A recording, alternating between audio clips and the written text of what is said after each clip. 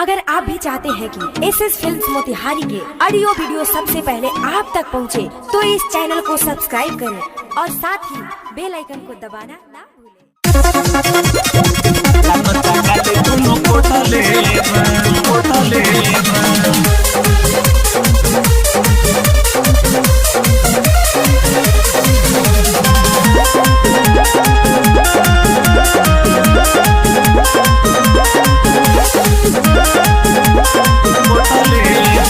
दल में बकाला है ऐसन बुझाला सब होता कौन हो तू रले बढ़ाला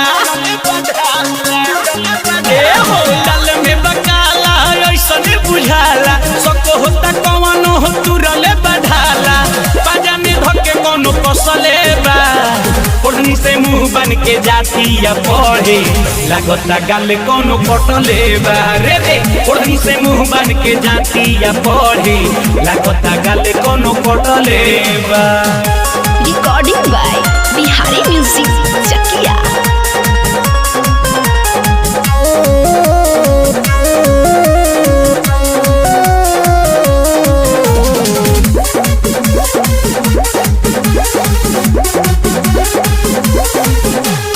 ऐसन सिंगार देखी के नहीं मोहरी किसमें छोहरा बैल बाड़ी फूल झरी।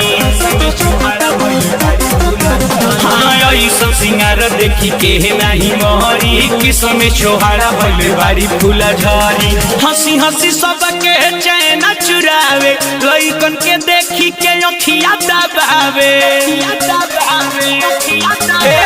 हंसी हंसी सबके चैन चुरावे लइकन के देखी के अखिया दबावे लगता होठ कोनो चटले बा ओढ़नी से मुंह बन के जाती या पढ़े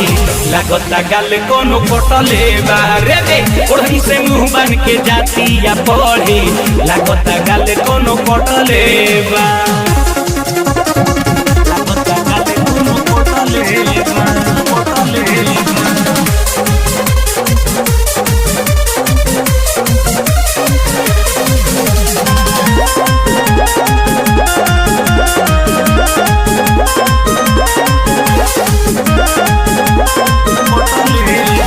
देखे जब मुहना के बोले कर विनोद बेदर्दी से चले कर चक्कर से चले देखे जब विशाल के बोले कर विनोद बेदर्दी से चले कर चक्कर पढ़े जाले बिके सब बिहारी के साथे चौमिंग छोला खाले उनके नुहाथे।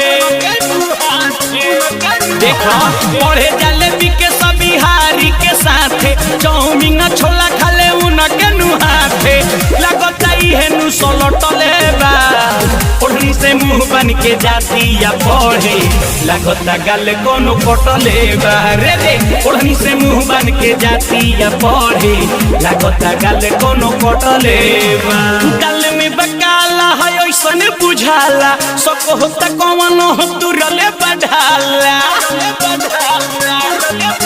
हो गाल में बकाला ऐसन बुझाला सब होता कौन हो तू रले बढ़ाला बाजा में धके कोनो कसले बा